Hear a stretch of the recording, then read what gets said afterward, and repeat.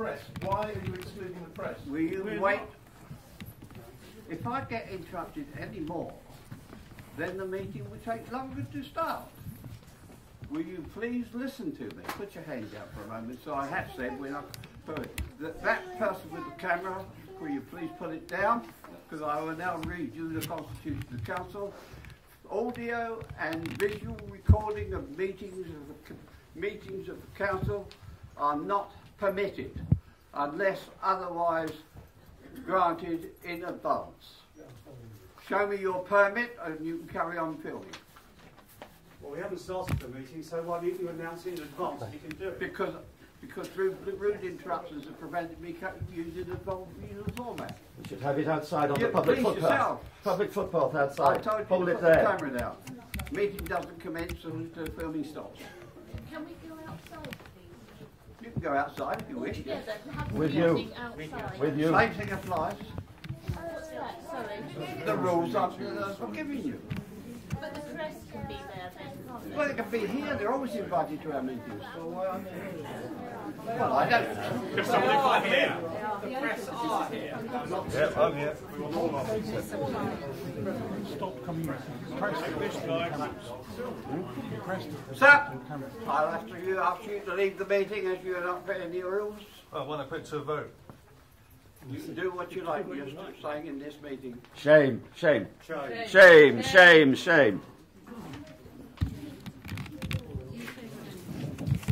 I think the chairman is absolutely correct, having been an officer of the council myself, that the audio and visual recording of meetings is not allowed under the Constitution, but there's no reason why the press cannot be allowed in.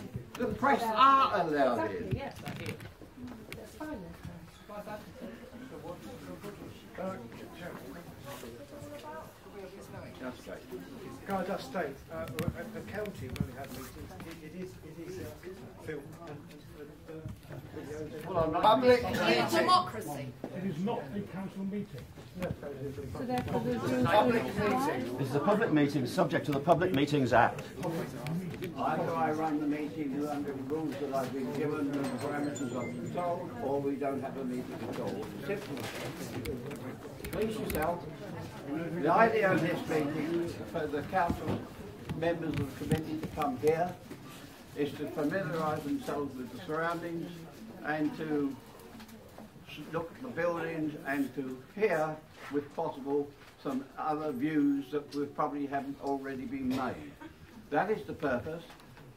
Public speaking normally is not occasioned at these meetings other than in the council chamber, but we do make a practice in Swale to give a fair hearing to everybody that we let them speak at these meetings. But there is a limit to how far this can go. Now, either the meeting is run on the council procedure lines, which are written in the Constitution, or it doesn't take place. Please yourself. Could you tell me who you are? Well, if I can do it properly, my name is Richard Farnicott and I chair the planning committee, and that's my job to do. I took a day off for this. Are you being paid to be here? No. I thought you were paid councillors. You wish. Make your mind up, that camera isn't put out in the moment, the meeting's going to close within the next 2 minutes. You're not doing yourself any favour. Listen everybody, we do not want the councillor to use his right to cancel this meeting and stop it. We want to be heard. So please, let's draw a line under this. I think this incident here, this meeting today, is just typical of the way that that local pressure groups, along with the council, have turned this borough into virtually into a banana republic. It only makes noises about being democratic and accountable, and in fact when it does come down to the crunch, they'll do everything they can to suppress any dissent. But please, before you start speaking, give your name and address for the record, so that it goes into the minutes. Now we have a very large selection of the planning committee here, and I'm pleased to see that those of you are on the committee are also joining. That's good. Thank you. After that, I will ask the ward members to speak. Well, in that, sorry, I should take the all members before the members of the public speak. It's such that we reverse it of the last speakers I've just attended for a reason. Then members of the public, as I say, and after that, when the members of the public have to say, I will ask the members of the committee who will be allowed to ask questions for the purpose of gaining further information or to gain explanation of points that's being raised. They will not at any time give any indication as to which way they're thinking, what they favour and what they don't favour, because that would be wrong. It must be done at the council meeting, which is on the 9th. So on the 9th of May is the next council meeting. You are, of course, allowed to attend that, but there will not be any public speaking at that meeting on this subject. That is being done here and there. I hope I've made it quite clear. Let's see if we can get it along and get it going along nice and smoothly so that we do get all your points of view. They are important to us. We do consider all of them, and I would like it to be quite properly.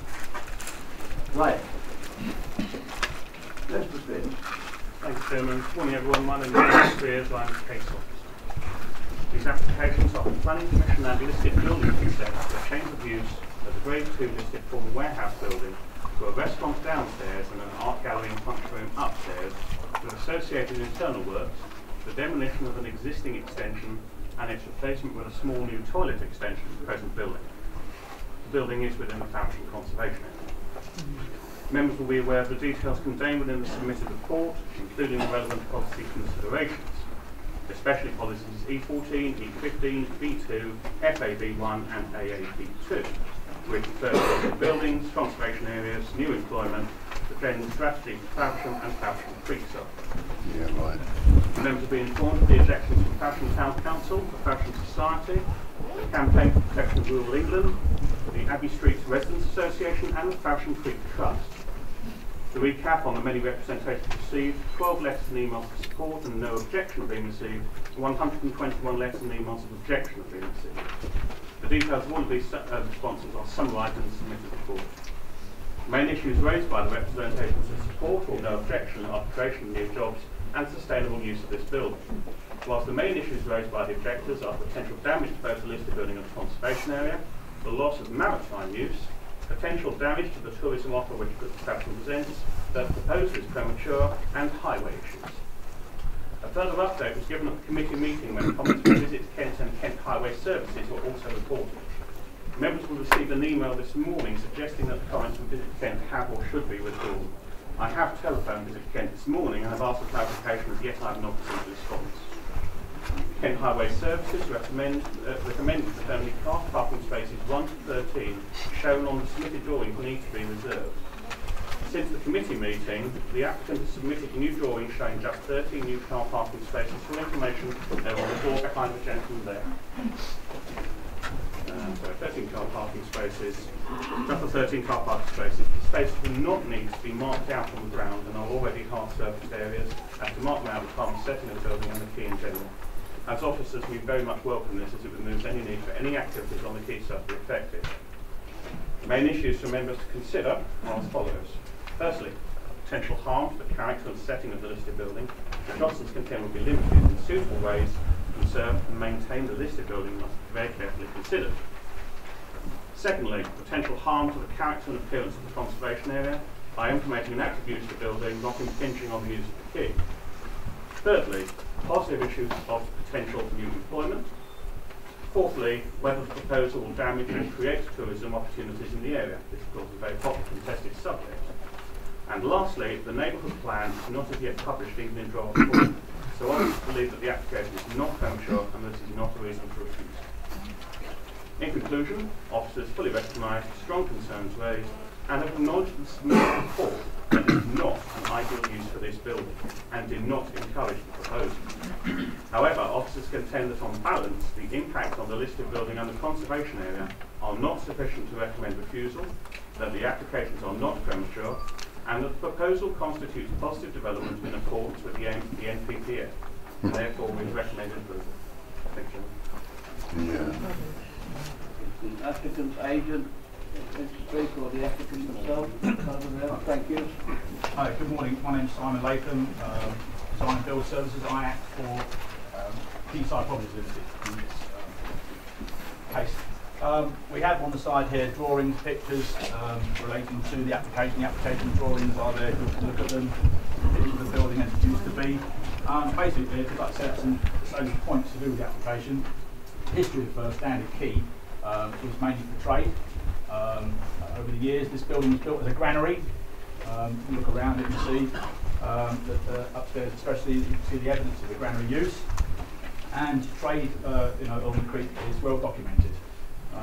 The use of Standard Quay, the history of Standard Quay is well set out in the document by Arthur Percival. It sets out the history of Standard Quay. And the boat building that went on there happened in certain periods of time, not in this building, out further down the creek and further up the creek. Basically, there was a previous tenant to this building and Standard Quay, and who used this building and the other buildings as storage and small workshops in certain areas. The building was not maintained correctly, and let's go into poor condition. You can see the photographs on the wall here, which show that. Basically, the site was purchased by my client, and building repaired as necessary. Urgent repairs are carried out. There are 7 workshops still on the site in the other buildings, and we feel that this building suits a new use. And the restaurant use will provide the money to repair the building, as it clearly does need repairing. It's a viable use. Economic use. It will attract employment, it will attract people to the creek, it will attract more boats, and help the other businesses survive as well. Nowhere to eat otherwise. One thing I would say is that the history of this building and Standard Quay will not be diminished by this change of use. The history is the history. And we all know that change of use is a forward-looking thing, and it will be a good thing for Faversham and the building. Yeah. The Cambria, which will have its home mooring opposite the building here, will have a museum in here. That museum will be open 7 days a week when the restaurant is open. At the moment, it's in a small building which is not manned, and the public cannot get there naturally to see it. Cambria cannot afford to have someone there manning that museum. So we believe it's a positive thing for Faversham and the building, and that's the end of my presentation. Thank you. Thank you very much. Impressed.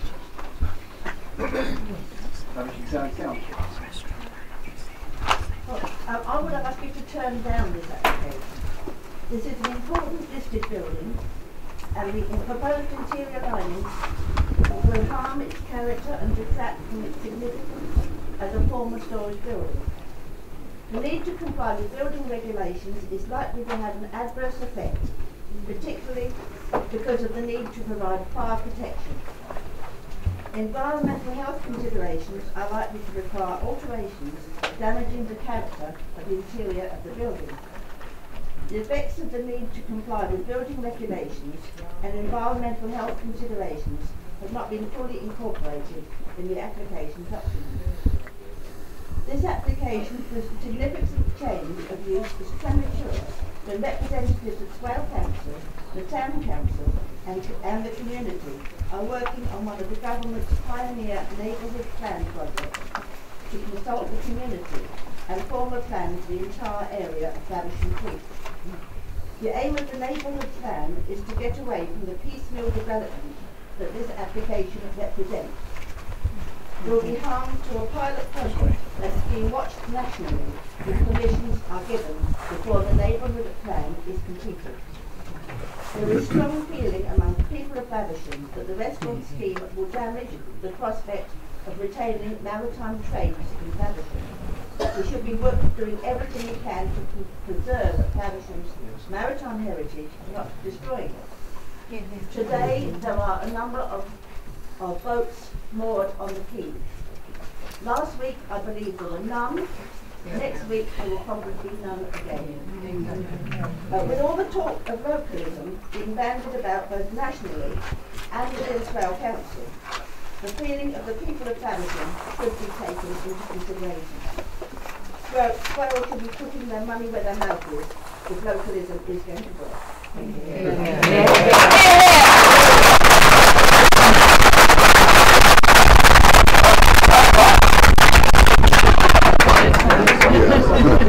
Well put.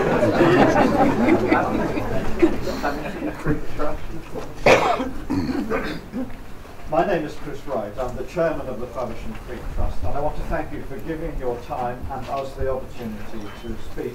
We'll be glad if you take time and later on to read through the information packs that we've given out. There's a lot of detail in there, but right now we just want to draw your attention to 5 key issues. And they are the timing of the plan, which Anita has already mentioned, the highways issues, conservation requirements, the actual history, actual marine and maritime development of the Quay and its tourism potential. Now, I would like to speak just to the highways issues. Anita's already covered the planning issue, and ask on my colleagues to carry on from there with the remaining 3 issues. The highways implications are serious. We're not quite sure how many parking spaces this application does in fact want. Originally it was 97. I believe it's now down to 30. I'm not quite sure whether they're going to be marked or not. But in a way, that's kind of a side issue, because if the demand for parking is of around the order of 100 cars or so, the implications are very serious, because it will change the character of the area.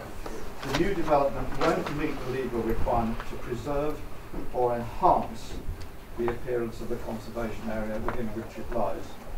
And if a destination restaurant is successful, customers will want to park here, not in Abbey Street and not in the town centre, as has been implied.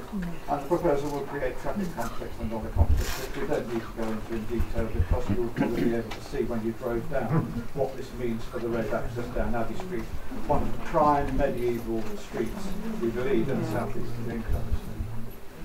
So, given that there are questions about the parking and the traffic access, we feel that at the very least an application of this sort we would like to submit requires estimated traffic generation forecast by hour of day and by day of week by a professionally accredited transport consultant.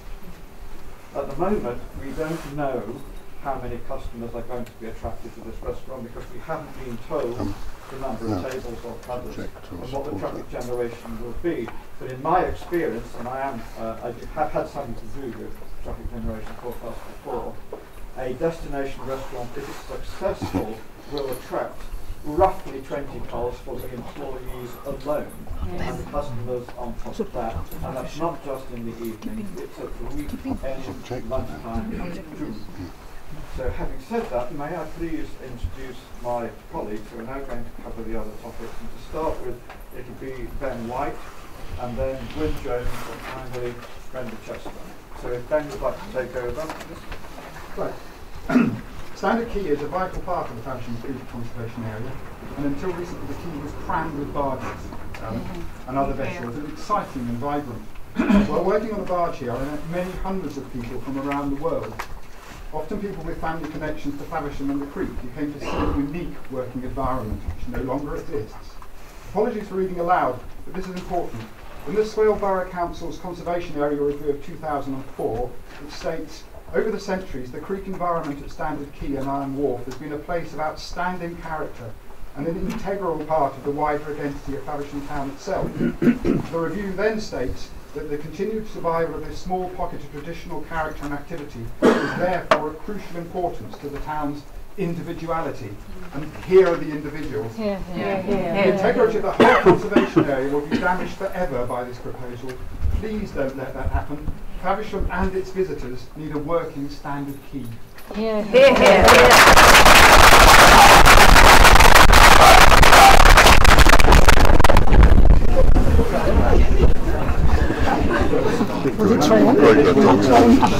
I'm a director of the Faversham Creek Trust. This place has been a working quayside continuously for many hundreds of years. Goods have been shipped in and out by oar-driven, sail, steam and modern vessels from before medieval times until the late 20th century. Standard Quay has also continuously been a haven for the traditional wooden vessels at the core of England's maritime heritage. Comprehensive documentary proof of this exists, and suggestions to the contrary are mistaken. Sailing ships, Thames sailing barges and fishing smacks were built, repaired, berthed and restored at this quay until 2 years ago. This was one of the country's last centres for such vessels and such activities. Faversham was nationally and internationally renowned for it. It brought trade, employment, training and tourism. Hundreds of sailing vessels were built here. Many more again were repaired. And recently the magnificent barge Cambria was rebuilt at this very quay. But this hotbed of marine activity has now been extinguished. Instead, a restaurant is proposed in a small town that already has well over 40 places serving food. We say that would not be reasonable planning. The planning regime in force here today is part of Swale's own current local plan, Area Action Plan 2, governing the Creekside. Under it, Standard Quay and its listed buildings are zoned for maritime purposes. This has the force of law, and a breach of it is open to challenge. We look to our elected councillors to uphold the planning principles they've already firmly laid down. This place, this creek, are the heart of historic Faversham.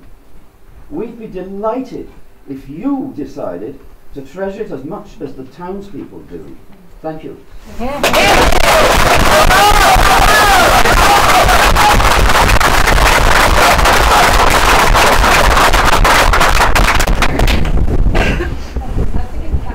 Standing up, but I think I'd better if I stay seated.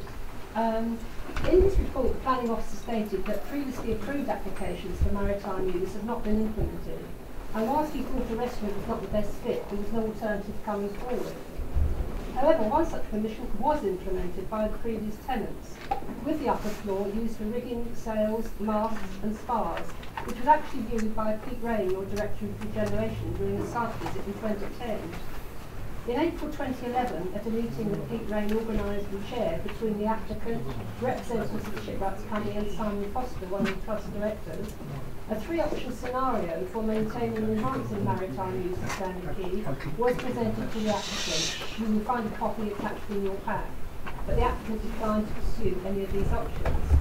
We are also given to understand that the applicant was made an offer to actually purchase Standard Quay from him, but he declined that too. The applicant states in the submission that despite extensive advertising, his agent has not received any interest in leasing the building. The application is being recommended for approval by the planning officer, in our view, based on a misinterpretation of the cause and effect, of which he may not be aware. Records show that the berthing rates for vessels increased by 300% in 1 year, from 50p a foot in June 2011 when the previous tenants left, under the previous owner to £1.44 a foot in July 2012. You will see a copy of an email from the barge owner in your pack, which also confirms the lack of facilities that there are now, and that barge owner is actually here today if anyone wants to speak to him. The applicant has therefore effectively priced out any potential for shipbuilding restoration businesses with Standard Quay. And finally, Dr. Carol Lavula, in a recent community forum on Faversham, expressed her great disappointment that one of her key recommendations in the tourism strategy she prepared for the Faversham Enterprise, Town Council and the Swale Borough Council has not been taken forward. She had recommended that a key driver for the economic development of Faversham was to unlock the potential of the creek and the maritime heritage product, and this has not been taken forward at all. She commented that a traditional working creek, especially at Standard Quay, was the jewel of the crown for tourism in Faversham and the wider Swale area. She quoted Whitstable as a good example, stating local authorities needed vision and to be long-sighted in that vision, developing a tourist attraction before restaurants, and not put the cart before the horse and not be developer-led for short-term gain. Thank you for listening to me, and just to I don't think I need to summarise because my colleagues have been very eloquent and I'm sure you've taken in everything they said. But you will have supporting evidence in your facts to help you do the same, and thank you for that.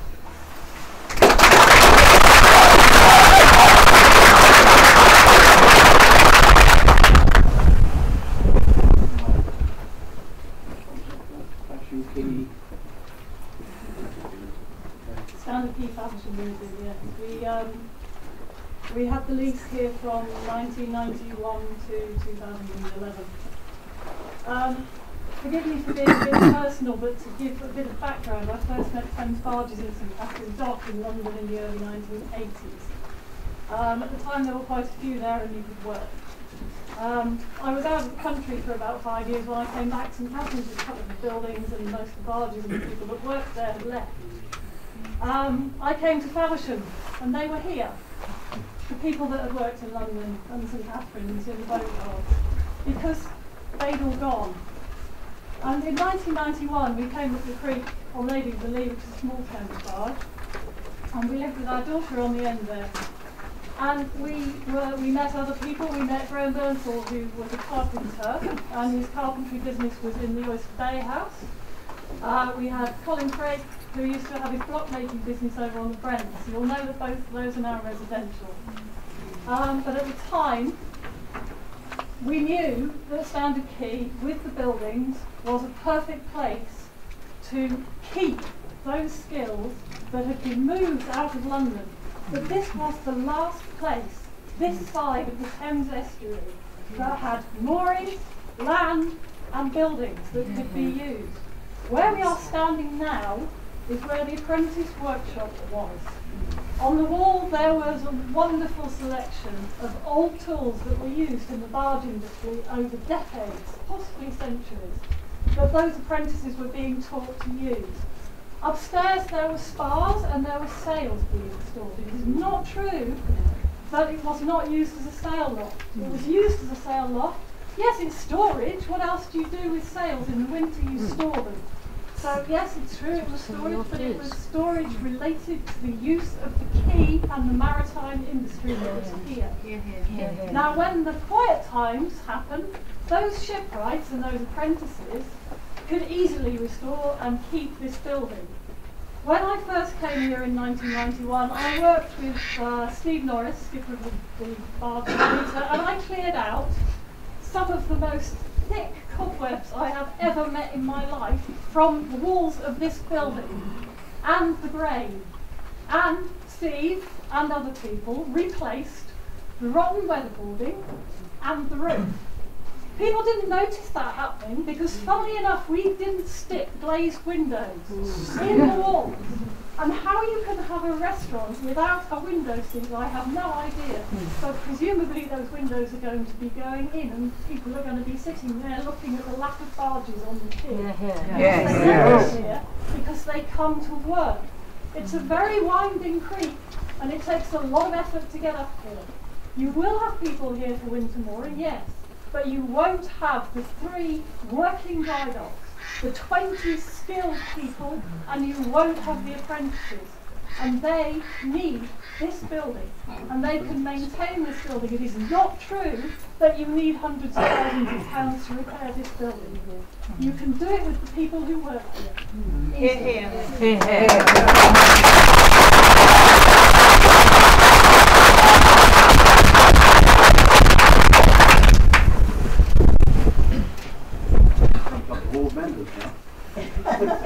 May I say a few words about this building? Not yet. Right. When you're ready. Well, I think I've said my bit. I think that everything that's been said, this quay and the buildings on it need to be kept for maritime use.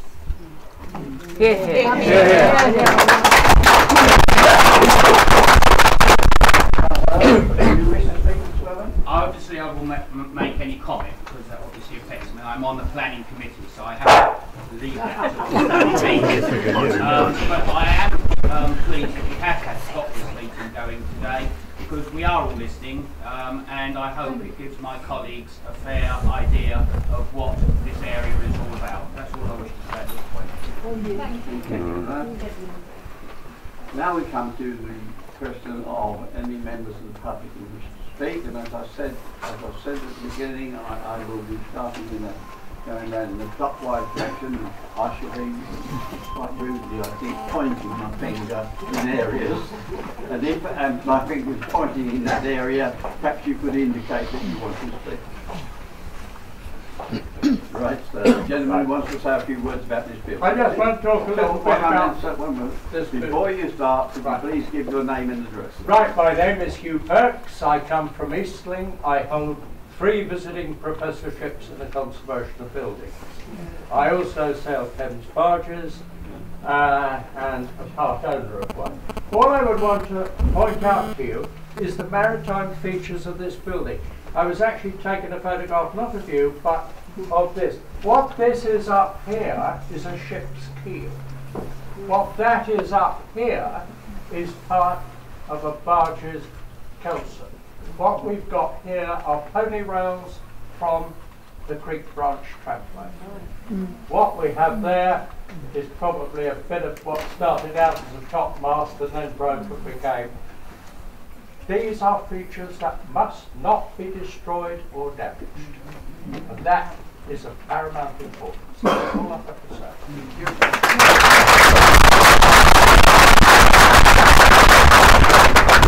Mr. Floyd. Thank you, Mr. Chairman. Can I just say, I know that KCC Highways have looked at this, but the bit that concerns me, and it concerned us when we discussed this in the council offices in early 1990s, was one of access. Access really is extremely difficult to this area. There are times when it is very difficult to get along Abbey Street to here, and we looked at any further development in the Abbey Barnes area and this area as dependent upon an alternative access. Now, access is one thing, but when you think about the fire engines coming down Abbey Street at night, and when there is a lot of traffic there and a lot of parking, we looked at this and looked that unless you did an extension of Abbey Road and Abbey Fields and that area to get to a main road, then the emergency services may have really great difficulties in reaching this area at all. The fire engines, they're large vehicles coming down Abbey Street when you've got other traffic trying to go in the other direction, really is extremely difficult. And when I look at this building, which is a real treasure in Faversham, then really we need to be very, very careful what we allow to take place in this, given those circumstances. So I would ask that no development really takes place which encourages further vehicular activity in this area until the business of access has been sorted out. Thank you.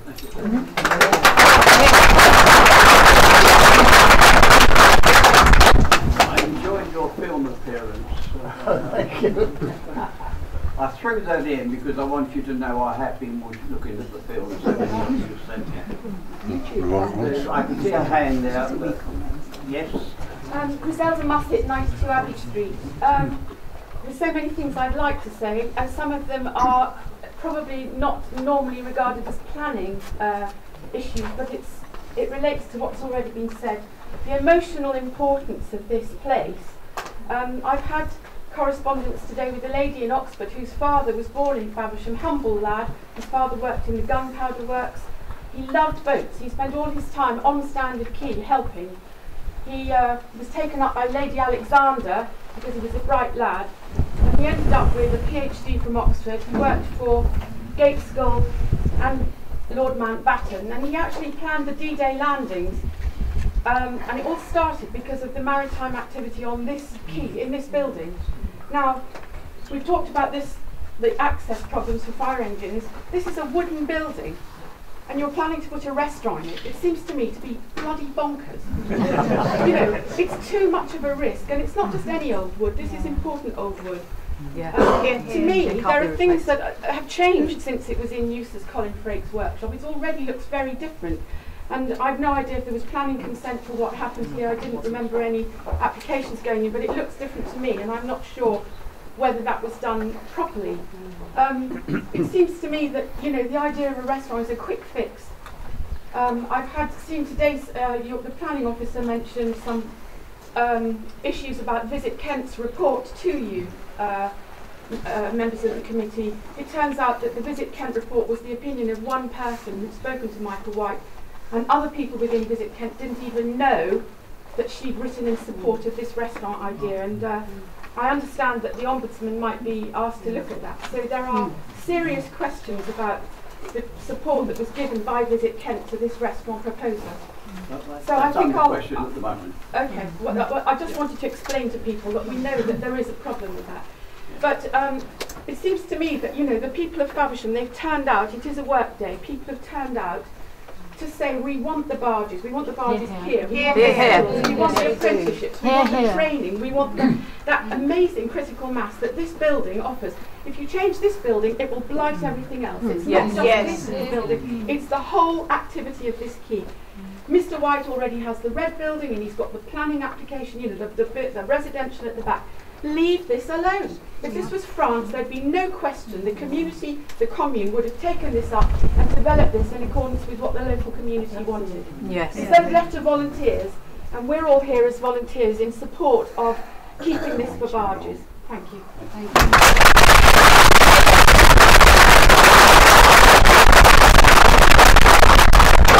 I appreciate the applause going on and so forth, but I'm aware of how many speakers I'm going to get, so we've got to consider time. So if we can keep it as brief, and possibly, possibly if we could avoid repetition, that would be helpful too, because I want to get as many people in as possible.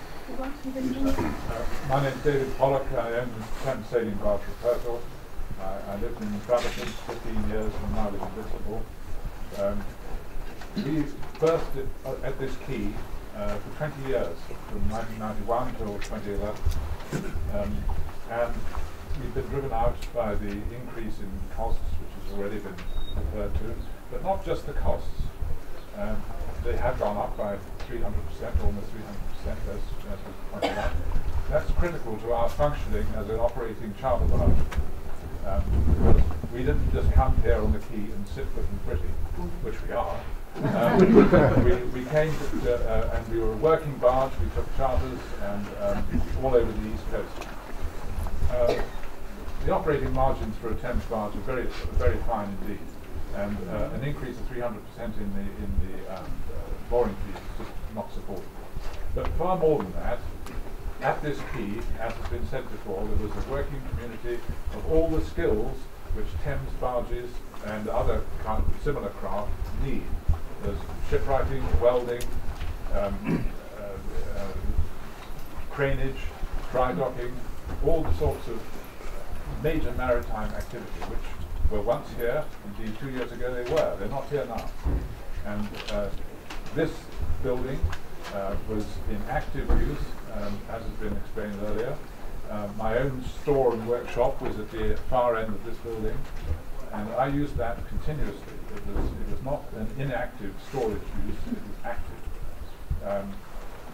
So, in effect, we've been driven out by lack of facilities and increasing costs. We would come back if the maritime heritage, if the maritime community were re-established at a reasonable cost.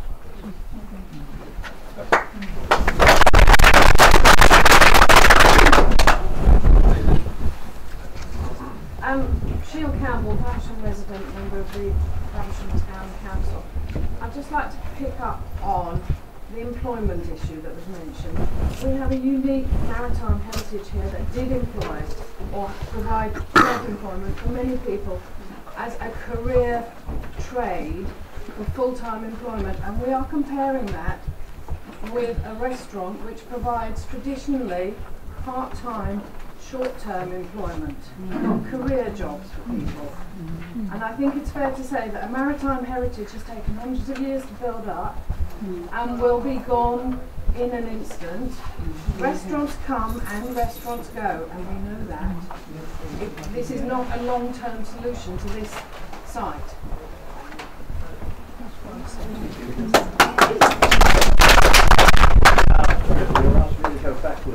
I was doing. So.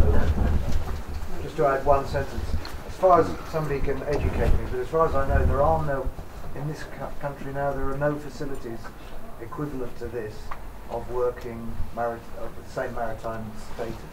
Is that right? One only. So this, but I'm not having this. Okay, that was my question. This is peculiar and very specific to this area. It needs to be seen as that.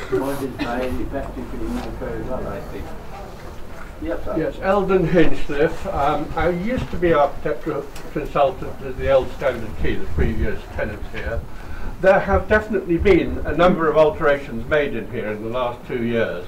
My question to Mr. Latham is, were they done with planning and listed building approval?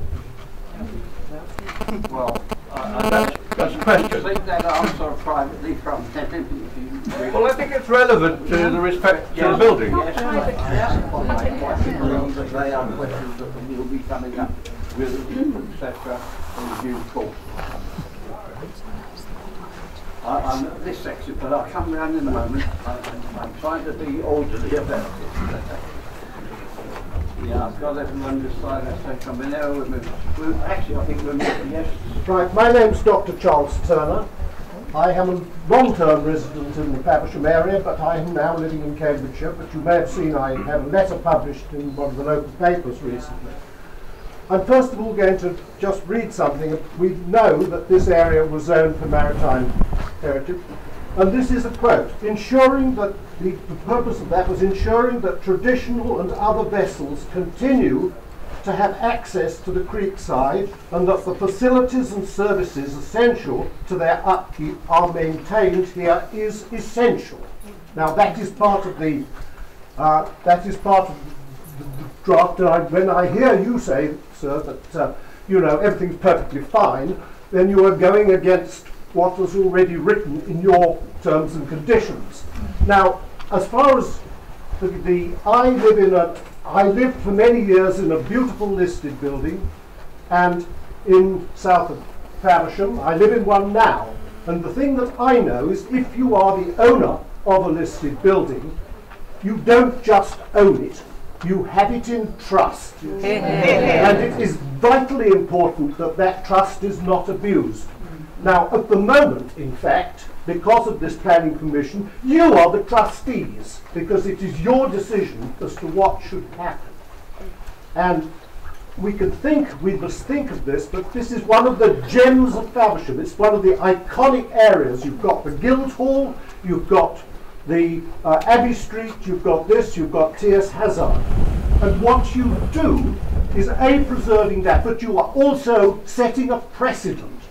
And if you decide to run the cart and horses over both the what is in your terms and conditions, as it were, and also what I think the English heritage would say, that the right thing is to maintain the traditional uses of these buildings, then you are setting a very dangerous precedent. And people will, in the future, could well come and quote this as a precedent and say, well, I want to have a wine bar in T.S. Hazard or something like that. He's done it up here, why shouldn't we? Let's go to the appeal. If you approve this thing, you are potentially leaving a hornet's nest for your successors.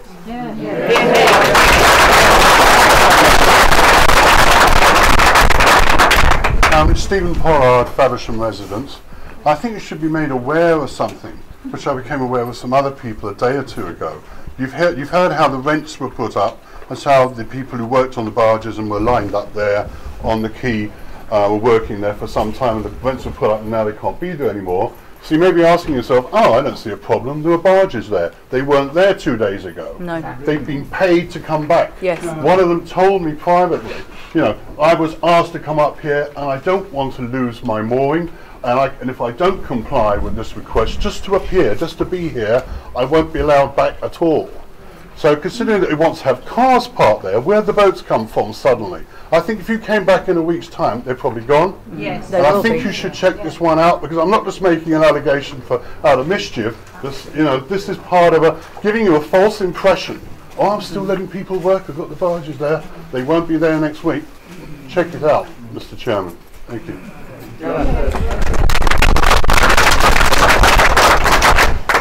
Mine is, did you ask me? Lady behind you. Penelope Gagan. Lady behind you. Jill Holder, I'm a resident of Abbey Street. I really, mine's sort of linked to this. I wanted to point out, absolutely definitely, that this developer is not interested in the barges. He pulled out the mooring rings. You can see the original places where they were. He pulled them out. He put in unsuitable ones, having done that without any permission from conservation. He has put up notices around that might have you fooled about apprentices working here and things. They're fake. There is nothing like that going on. The boats, as has just been explained, you've got that part of it. His own poster has a photograph of the quay as it was with the barges on it that he kicked off. Now, he thought that the barges were very picturesque here. Obviously, he expects the public to think that they're very picturesque here, but his activities will actually destroy that. Well, in fact, they already have. Thank you.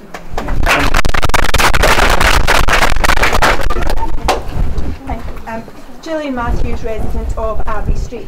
I think it is worthy of note that whilst this application for restaurant use is currently being considered, there is a 40+ covers restaurant in a conservation area in Jacob Yard in Faversham, currently on the market with a 125-year lease.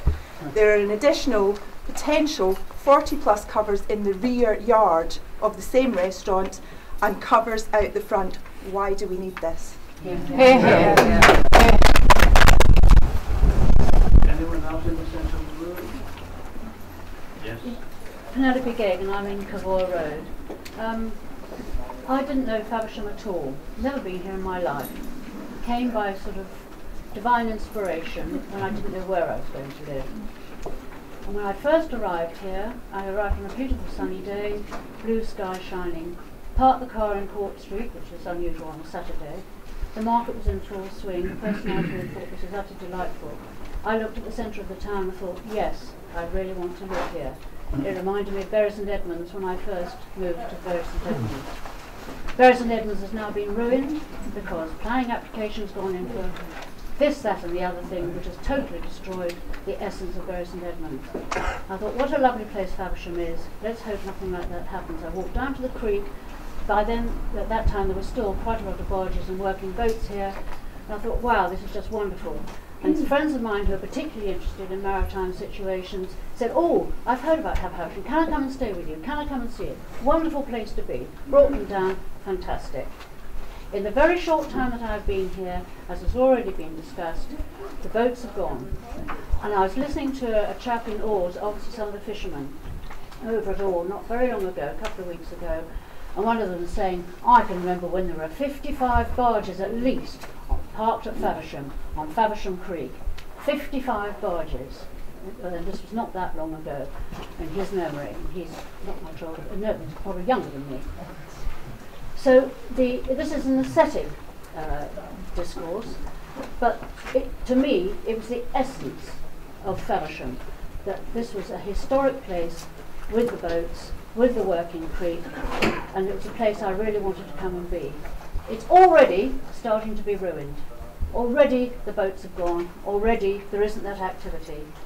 And if this becomes a restaurant, I'm going to have to move. It will be ridiculous, absolutely and utterly ridiculous. As somebody mentioned, windows, you're going to have windows all the way down, so you're going to have many more doors and accesses, and then the walls are going to have to be lined. The whole place would be completely and utterly ruined. And I, for one, as a new member of Faversham, would be extremely sad, and I think many people are on with me. Thank you.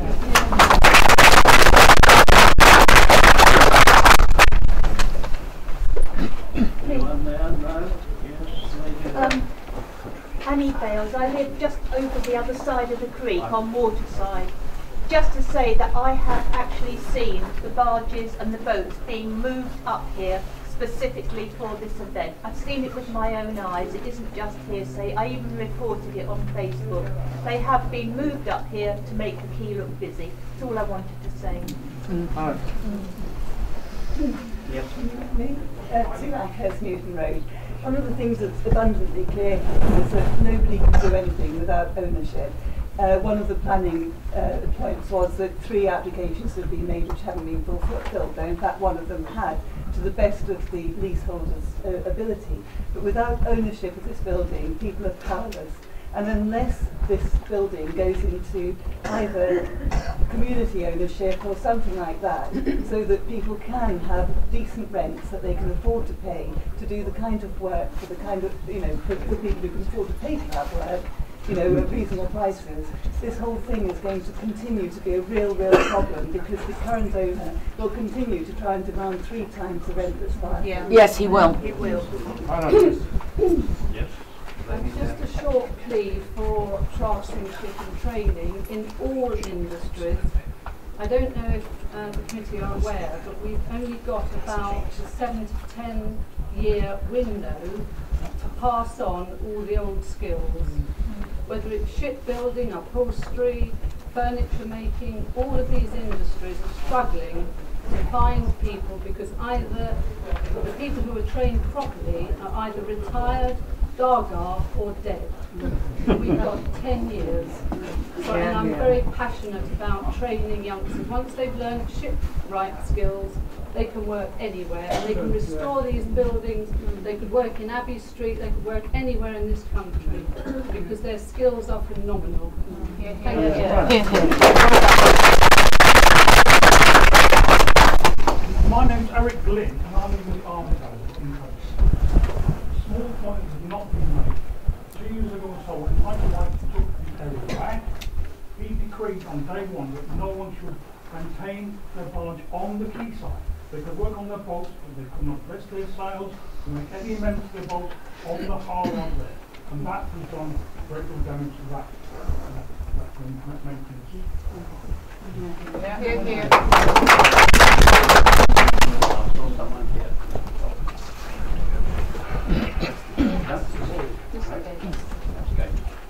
Thank you. Oh, well, I don't know if I'm dead or gaga. I'm not quite sure. But I haven't just come to Faversham. I mean, I was born here in 1941. And I worked along the creek here from the old oyster building. We used to call it Whittles and South BP, there. But my father was born here before me in 1906. And he worked along the creek here. And it was part of growing up in Faversham that the work was there, all along the creek. And my grandfather, he was born in 1880s. And he was, history, and he was born in Faversham. And he was one of those who used to load up the bricks on the jetty, on the quayside here, onto the barges. Now, this is what Faversham is all about. This is the heart of Faversham. For the whole of the people all over the town, they look upon this as being the heart. And I think if this goes as a restaurant, then it's going to start destroying what Faversham is all about. I mean, I'm not interested in boats because I get seasick. I don't want to know of it. But I do enjoy coming down. And also, I live in Abbey Street, and we have to put up with a lot of traffic. A lot of traffic now. What traffic this is going to generate, I say, but I think this is half the okay, sweetie. See you on Monday in the studio. That'd be great. Do that, yes, that'd be great. Do you think this will go on much longer? No, I think we're going to wind up in a minute.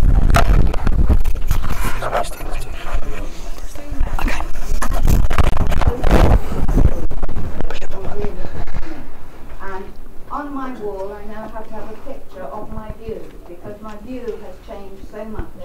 And it's true. I see every single day, sometimes a window put in, a staircase put in, lights suddenly appearing where there were never any lights. And I need to start logging this, because history-wise, every day it's changing, and it's changing so fast I can't even keep up with it.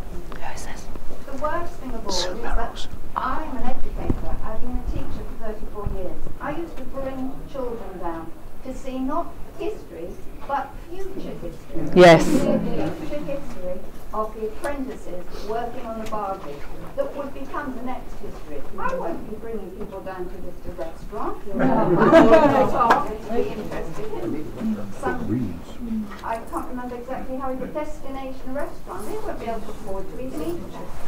But goodness me, their children in times to come would be able to come and look at the barges, and hopefully their children. Yeah. We've got to preserve this because we'll never get it back. We'll end up with a Disney World type horrible kid. Yes, exactly.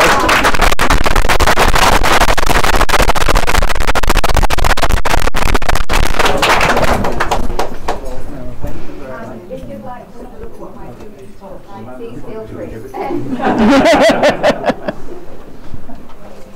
Thank you very much. I went round I'm happy to share all you had, and I was able to hear everything that was being said, which was important to me, and I'm sure to all the members of our committee. There's one person anxious to get back in, although I've done that section of the room, but yes. My name is Bob Tolford. I'm not actually a resident, but I spend a lot of time here. I have a boat here. These buildings are very, very simple buildings. They're sheds. The moment they've been upgraded, their value goes up. There'll never be anything like that again. They won't be able to be used by the sort of people who've used them in the past. They will be a valuable asset. It's the thin end of the wedge. Yes. Right, thank you for that. Now, I must ask, give the, I don't know why, and then there was a chance. Because they will have another chance of all second meeting to make their statement and form their opinion. So I may want to ask a question now. Oh, we've got someone on the floor, haven't I? Councillor Wheeler. No questions. That's Councillor.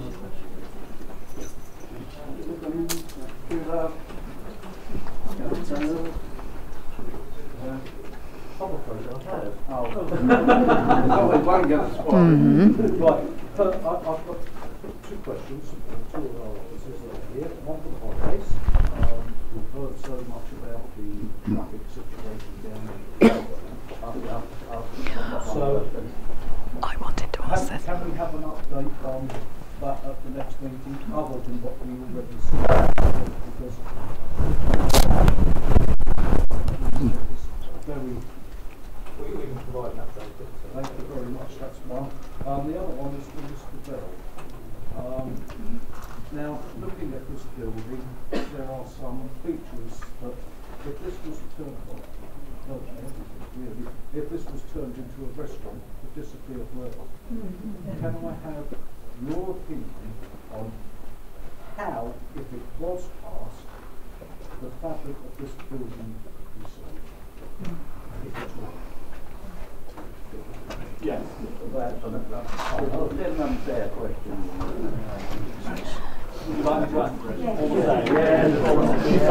Yeah, wouldn't we just? We all know the actual building is grade 2 listed in 1989 being grade 2. Relatively fragile because it's no more than a shed. It's a very interesting shed. Built in about 1835, 1840. It exists on the tide map in 1840, so we can pin down its age. I think Mr. Latham was absolutely right about you can't take its history away, but you can affect its fabric in a way which diminishes its value. And we spend a lot of time having to bottom out the town council's issues over building regulations and environmental health requirements. And we believe the application does bottom out those issues, so we know what those changes are going to be. In this space, the changes are going to be, none of this fabric will disappear. It will all be here. So the special bits, the extraordinary bits, will all be here. There'll be a new floor, detailed on the application. The walls will be insulated between the studs. It's studwork construction with the existing boarding on the outside, insulation between, and boarding on the inside so you don't see the insulation. So that appearance will change. There will be additional construction between this to sound insulate and fire insulate this floor, which will go between these joists. So you will still see all the joists and all the principal fabrics, but there will be a change. There's been reference to windows. This will be a restaurant substantially without windows. And there's a paradox there. That's great. The windows on the first floor will revert back to the way they existed when it was a grain store. So there's an element of restoration here of the original. Make it sound great. Is there upstairs. But they weren't glazed. That existed historically. And they're putting back the Kinko's They'd have been open the whole time. which existed historically and was lost by fire. There are some pluses as well as negatives. I hope that answers your question.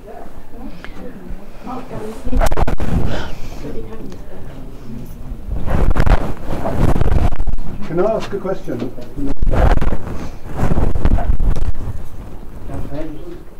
Yeah, just one. Can I make one comment before members of the public who are aware? Peter Bell is the council's confirmation.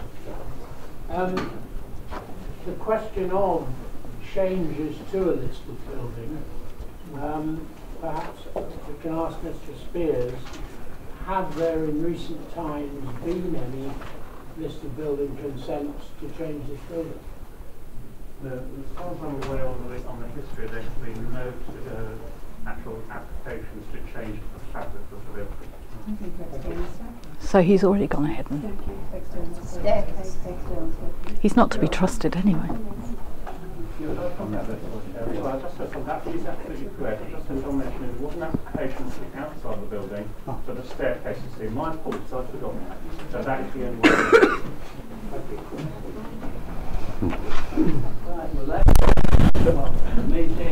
I've got one sentence. Just one sentence. Just one sentence. Oh. Just somebody said something, I would like clear that our explanation. Well, it was said that the underneath, they were going to insulate the underneath of the floor and then reboard it. So all this, these boards we see will disappear. You see the beams, but the floor above and part of the beams will disappear under the with the insulation and the whatever they put underneath. That's correct. Right. Right. I'm sure that the members with myself and officers were now, of course, walk around the whole of the area so that it will be the whole place.